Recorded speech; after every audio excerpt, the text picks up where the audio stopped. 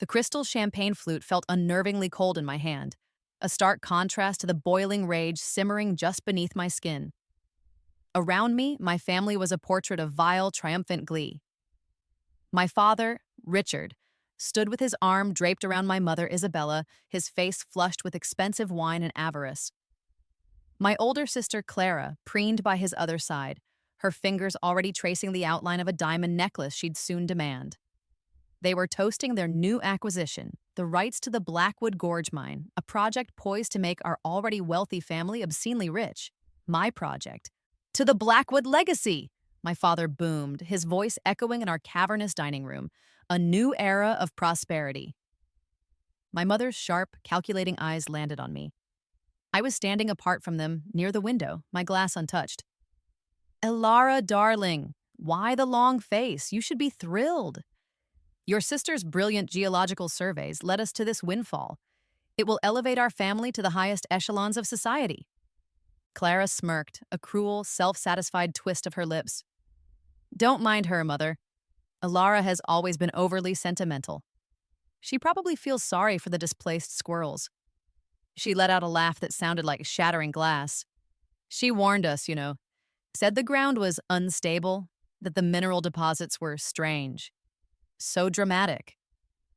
The lie was so bald, so effortless, it stole the air from my lungs. Her geological surveys?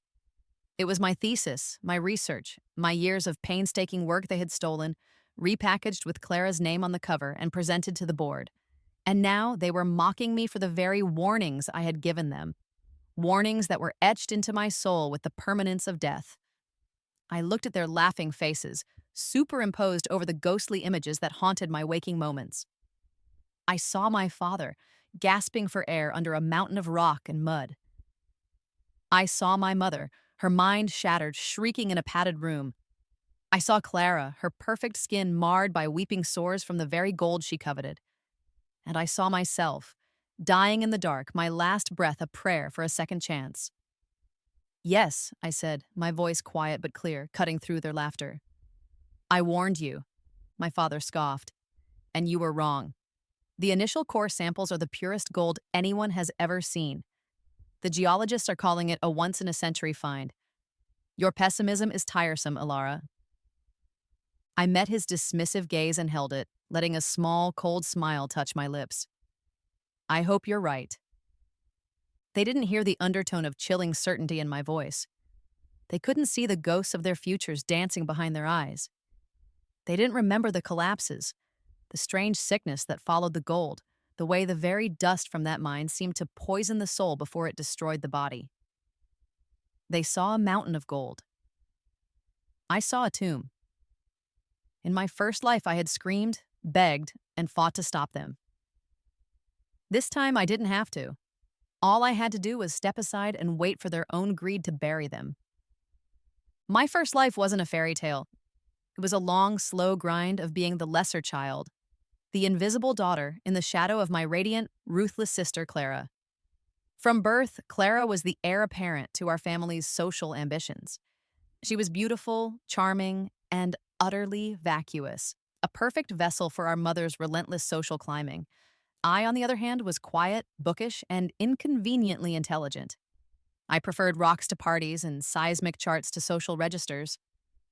My passion was geology, a field my mother deemed unladylike and dirty. Why can't you be more like your sister? Was the constant refrain of my childhood. Clara would be paraded around in new dresses, while I was told my library fines were an unnecessary expense. Clara's every whim was catered to, while my achievements were ignored or, worse, attributed to someone else. It was my father, Richard, who paid for my tuition, but it was a detached, dutiful gesture. He was a man ruled by his wife's ambitions and his own apathy. His love was a weak, conditional thing, easily withdrawn if it caused a ripple in the placid surface of their perfect family portrait. The abuse was never physical.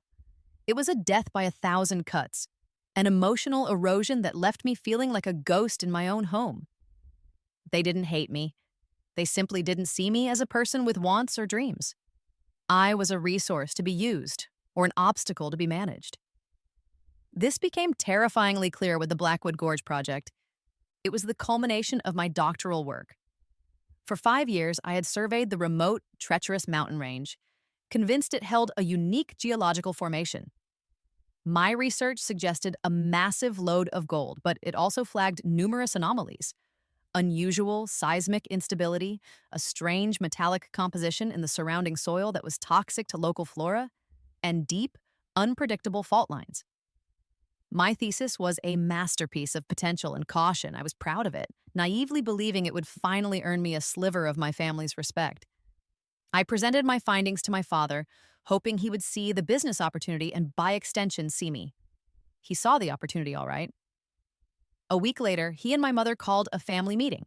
They announced that Clara, who couldn't tell granite from quartz, had developed a keen interest in geology and had, with the help of a team of consultants, produced a groundbreaking survey of Blackwood Gorge. It was my research, stripped of my name and all my warnings, repackaged in a glossy binder with Clara's smiling face on the introductory page. I was stunned into silence. I looked at my father, my heart pleading with him to admit the truth. He wouldn't meet my eyes. My mother simply smiled her tight, satisfied smile. "We're so proud of you, Clara," she'd cooed. "Elara, you should learn from your sister's ambition." That was the moment they killed the daughter who loved them. The betrayal was absolute. Still, the part of me that was a scientist, a humanist, couldn't stay silent. As they poured millions into securing the mining rights and bringing in heavy equipment, I tried to warn them.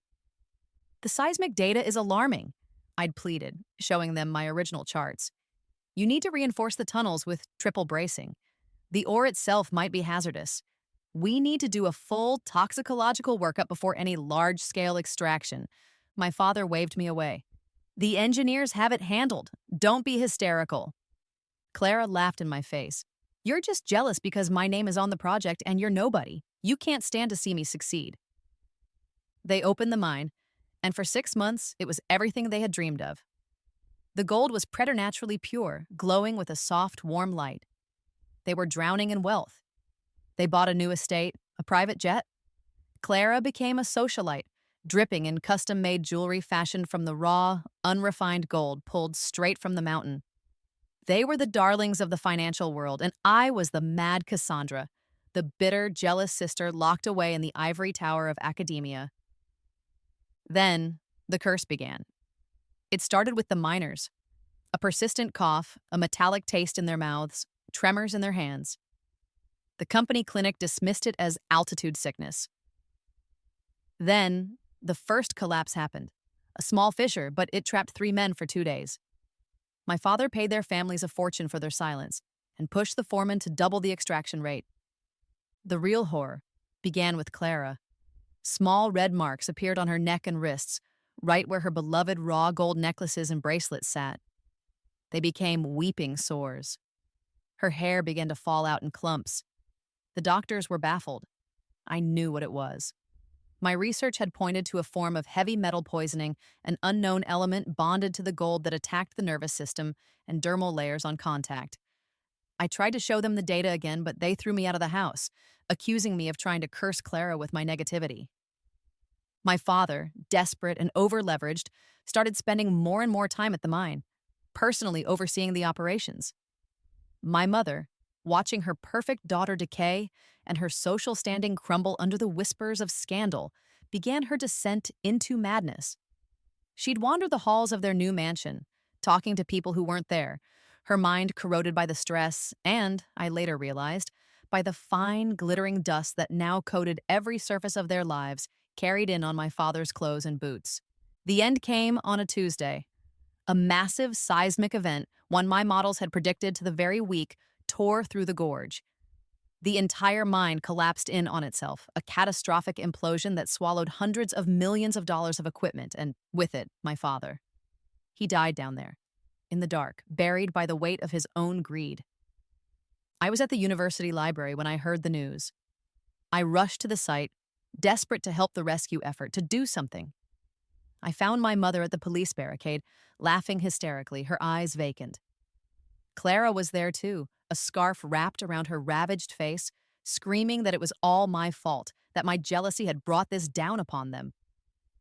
The final insult came as I stood there, reeling from the loss of my father, the state of my mother and sister, and the sheer scale of the tragedy. A rescue worker, his face grim with soot and sorrow, approached me. "Are you Alara Blackwood?" he asked. I nodded numbly. "We found this in your father's office on site. It has your name on it." He handed me a thick, leather-bound book. It was my original, unedited thesis. Tucked inside was a handwritten note from my father. "Maybe she was right," it read. That was it. That was my eulogy. Maybe she was right. As I stood there clutching the proof of my stolen work, a secondary tremor shook the unstable ground. The cliff face above me sheared away. I remember looking up, seeing the sky disappear behind a curtain of falling rock. My last thought was not of fear, but of profound, soul-crushing regret. I had tried to save them, and they had dragged me down into the darkness with them. Then there was nothing. A void. A timeless, weightless peace. Until I gasped, a sharp, shocking intake of breath, my eyes flying open. I wasn't in the gorge. I was in my childhood bedroom. Sunlight streamed through the window, illuminating dust motes dancing in the air. My hands were unscarred. My body felt light, young. I scrambled out of bed and looked in the mirror. Staring back at me was my own face, but it was the face of my 21-year-old self. A frantic check of my phone confirmed the impossible. The date was 5 years before the Blackwood Gorge disaster. 5 years before the discovery, the betrayal, the death. I had come back. The first few weeks were a dizzying haze of shock and disbelief. I would wake up screaming, the phantom sensation of crushing rock heavy on my chest. I'd see my father walk into the kitchen for his morning coffee and feel a gut-wrenching mixture of love and white-hot fury. I'd watch Clara preen in the mirror and have to physically restrain myself from telling her about the sores that would one day consume her vanity. They were all here, all alive, all happily oblivious, on a collision course with a future only I could see. The past me, the naive, hopeful girl who just wanted her family's approval, would have taken this as a gift, a chance to save them, to do it right this time, to force them to listen. But I wasn't that girl anymore. That girl had died at the bottom of a collapsed mine. I had been reborn from her ashes, and what emerged was something colder, harder, and infinitely more clear-eyed. My turning point didn't come in a dramatic flash of lightning. It came quietly, in the sterile silence of the university geology lab, late one night. I was staring at a preliminary spectral analysis from the Blackwood region, data I had just collected for what would become my thesis for the second time. The familiar warning signs were all there. The telltale energy signature of the toxic heavy metal, the faint microtremors the standard seismographs weren't sensitive enough to register. The disaster was a coiled snake, waiting in the rock, and I was the only one who could hear it hiss. I held the power to stop it all. I could burn my research. I could accidentally corrupt the data files. I could publish an anonymous paper detailing the extreme dangers of the region, scaring off any potential investors, including my father. I could save his life. I could spare my mother her sanity and my sister her beauty. I could rewrite history and erase the tragedy. But as I sat there, the fluorescent lights humming overhead, I didn't feel a swell of familial duty. I felt a profound and chilling sense of injustice. Why should I save them? They hadn't listened when I'd begged them. They had stolen my life's work and called me a fool for my own genius. They mocked my warnings and left me to die. Their downfall wasn't an accident. It was a consequence. It was the direct result of their greed, their arrogance, and their cruelty. Saving them wouldn't teach them a lesson. It would only reinforce their belief that they were invincible, that their actions had no repercussions. They would find some other way to destroy themselves, and they would surely find a way to make it my fault. A cold resolve settled over me, solid and heavy as bedrock. They didn't deserve a second chance. But I did. My plan began to form, not as a complex scheme of active revenge, but as a masterpiece of strategic, surgical inaction. I wouldn't stop them. In fact, I would give them the shovel to dig their own graves. I would complete my thesis, but this time I would create two versions. One, my private copy, would be the original, meticulously detailing every danger, every warning sign, every potential for catastrophe. The second version, the one I would accidentally leave on the family server, would be a work of artful sabotage. I would subtly downplay the seismic risks, reclassify the toxic element as a harmless, trace byproduct, and use language that framed the entire project as a low risk, high reward golden goose. I would feed their greed, validate their arrogance, and remove every single warning sign I had tried so desperately to show them the first time around.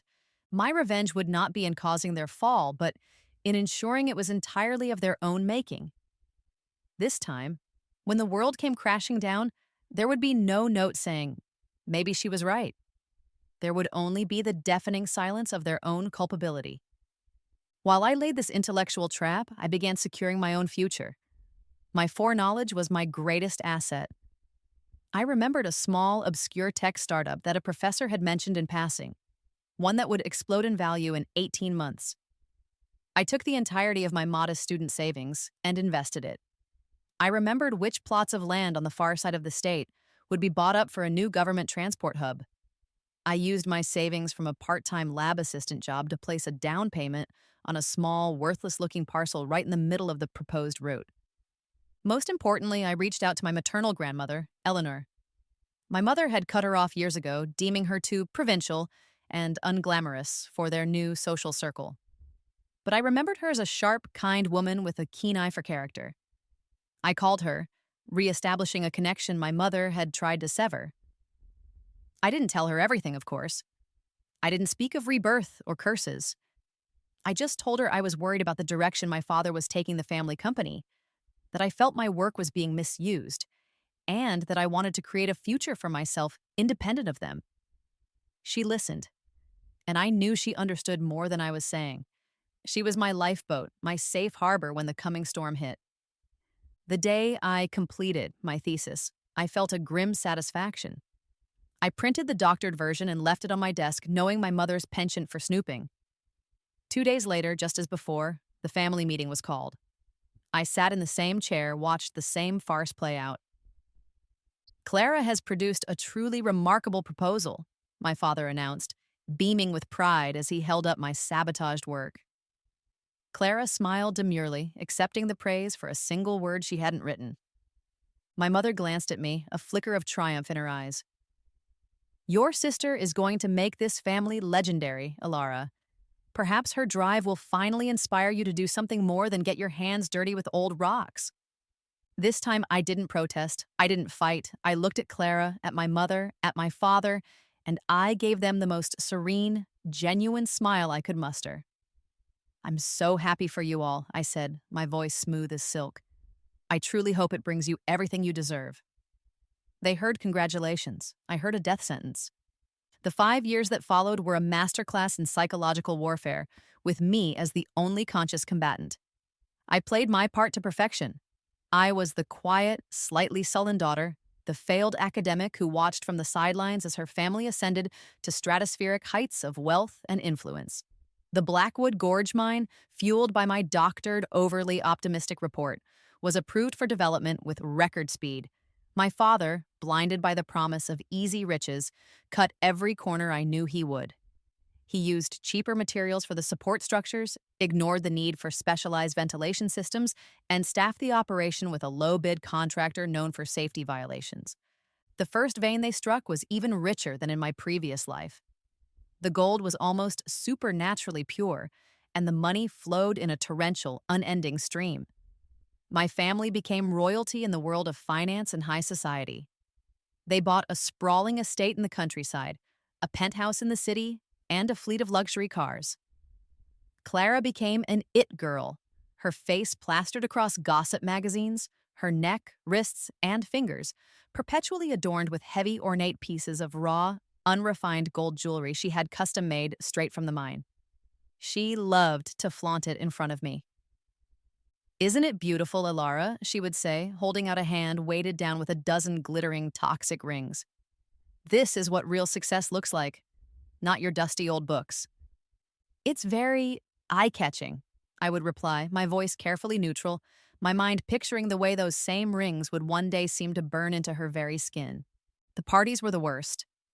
My mother would throw lavish galas, inviting everyone who was anyone. She would drag me out and introduce me with a sigh. This is my other daughter, Alara. She's the scholarly one. It was a dismissal and an insult rolled into one, designed to highlight my irrelevance in the face of their dazzling success. I would stand there, a glass of water in my hand, and watch them hold court. I listened to my father boasting about record-breaking yields. I watched my mother network with politicians, securing regulatory exemptions for the mine. I saw Clara, drunk on champagne and adulation, laughing her shrill, empty laugh. Through it all, they mocked my past concerns. Remember when little Alara said the mine was dangerous? My father would chortle to his business partners. Good thing we'd listened to Clara's more optimistic projections instead. The girl's got a golden gut. They would all laugh, and my sister would positively glow with stolen pride. Each laugh, each dismissive comment was another nail they hammered into their own coffins. Meanwhile, my own life was quietly blossoming in the shadows. My tech startup investment had matured, multiplying my initial stake by a factor of 500. The government officially announced the new transport hub, and the letter offering to buy my worthless parcel of land for a seven-figure sum arrived. I funneled the money through a holding company I'd established with my grandmother, Eleanor's help, building a small but formidable fortune no one in my family knew existed. I enrolled in a postgraduate program at a different, more prestigious university, under a new mentor, a man I knew would be instrumental in the coming public expose. I was building my arc piece by piece while they danced on the deck of their sinking ship. The first hint of the curse's return appeared exactly on schedule. It was a small article buried in a local paper near the mining town. Mysterious illness plagues Blackwood Gorge workers. It detailed a strange respiratory condition accompanied by neurological tremors. I knew it was the beginning. When I casually mentioned the article to my father over dinner, he threw the newspaper down in a fit of rage. "It's media sensationalism," he bellowed. "A few disgruntled workers trying to squeeze us for more money. I've already had our lawyers send them a cease and desist." He had learned nothing. Then came Clara. It started subtly, an uncharacteristic fatigue, a complaint that her skin was too sensitive for her favorite gold choker. Then, one evening, as she was getting ready for yet another high society ball, I heard a shriek from her bedroom. I found her staring into her gilded mirror, her face a mask of horror. On the pale skin of her neck, just below her ear, was a small, angry red lesion, the first telltale sign of the sores that would eventually mar her beauty. "It's just a rash," my mother insisted, her voice tight with panic. "You're probably just allergic to your new French perfume." But I saw the flicker of deep-seated fear in her eyes. It was happening. The pace quickened. A miner tunnel collapsed, injuring 6 miners. The story was bigger this time, picked up by a national news syndicate. The company's stock, which had seemed invincible, dipped for the first time. My father, now in a constant state of snarling paranoia, responded by pushing the mining operations into overdrive, trying to extract as much gold as possible to offset the bad press and falling stock prices. He took out massive loans, using their estate and assets as collateral, to fund an aggressive expansion into a notoriously unstable section of the gorge, a section my sabotage report had labeled perfectly sound. The climax of my quiet, patient revenge arrived not with a bang, but with an email. Working late in my university lab, I attached a file to an anonymous, encrypted email address. The file was my original, unedited thesis on Blackwood Gorge, complete with every terrifying data point, every dire warning. I sent it to 2 people, a famously tenacious investigative journalist I knew had been sniffing around the story, and my new mentor, Dr. Alistair Finch, the most respected geological toxicologist in the country. I simply added a 1-line message. "The truth about Blackwood Gorge. Look at the ore." Then I leaned back, closed my laptop, and waited for the world to catch up to what I already knew. The fallout was breathtakingly swift. 2 weeks later, the journalist published a bombshell front-page story titled "The Blackwood Curse, Poisoned Gold, Buried Truths." It detailed the mysterious illnesses, the corner cutting, the history of safety violations, and hinted at a massive corporate cover-up. It featured anonymous interviews with terrified miners and their families. My family's company stock didn't just dip, it nosedived. The day the story broke, Dr. Finch released his own independent findings. Having been spurred by my anonymous tip, he had acquired a sample of the Blackwood ore on the open market. His analysis confirmed my darkest findings from my first life. The gold was bonded with a previously undiscovered, highly toxic heavy metal isotope. It was neurotoxic, carcinogenic, and caused severe dermal lesions with prolonged contact. He called it a geological nightmare.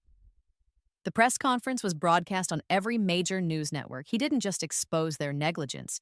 He scientifically proved that my family was knowingly poisoning their workers in the market with their cursed gold. The empire crumbled overnight.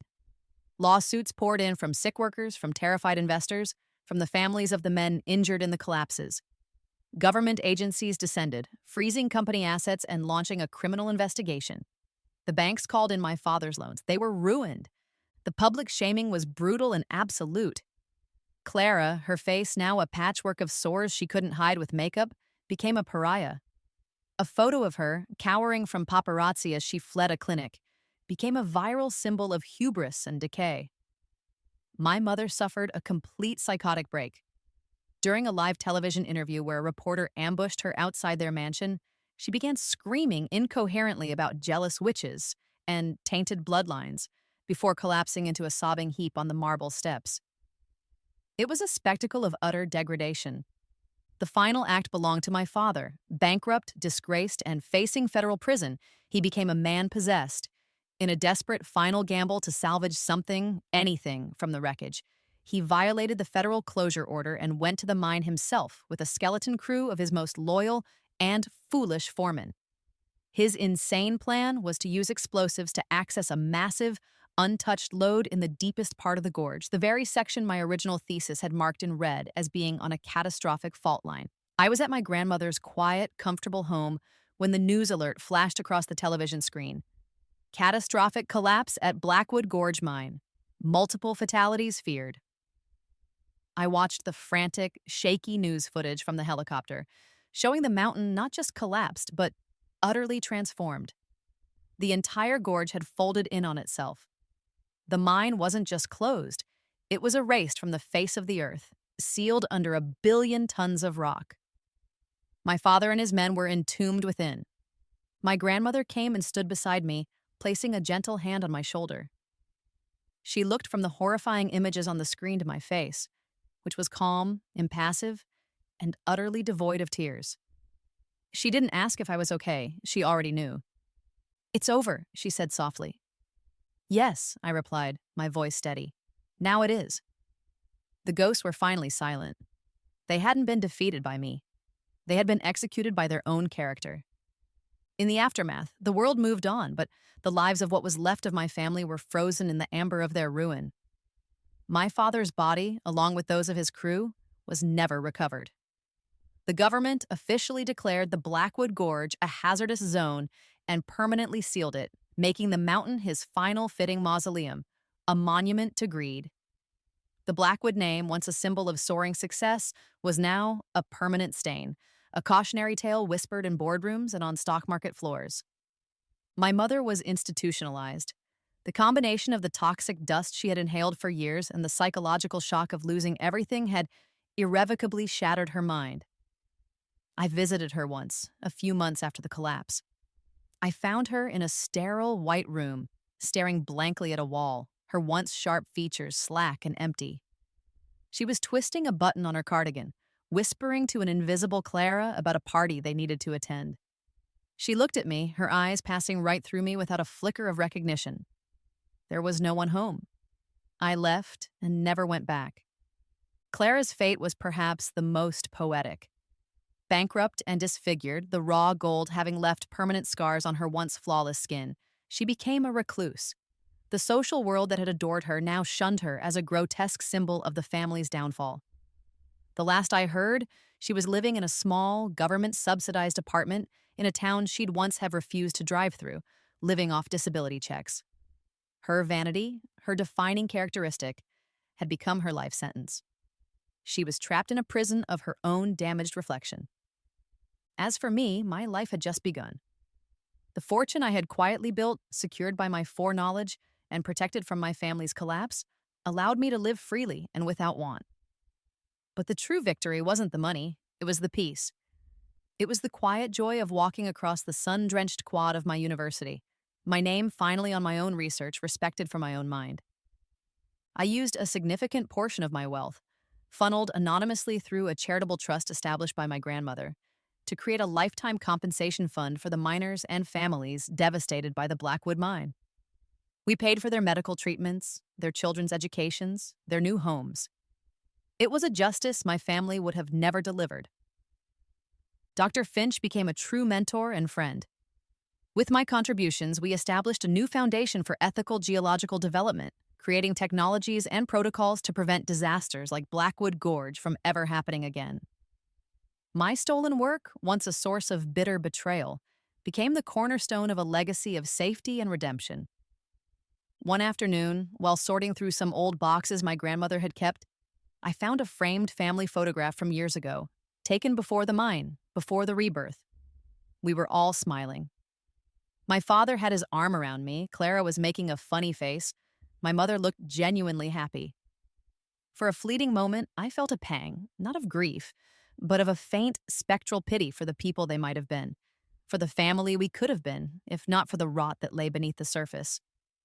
But I felt no regret. I put the photo down. They had been given a life of privilege and opportunity. They had chosen to curdle it with greed, cruelty, and theft. They had been given a second chance through my rebirth and had made the exact same choices, marching willingly toward the same cliff. I didn't push them. I just chose not to follow. And for the first time in 2 lives, I was finally completely free.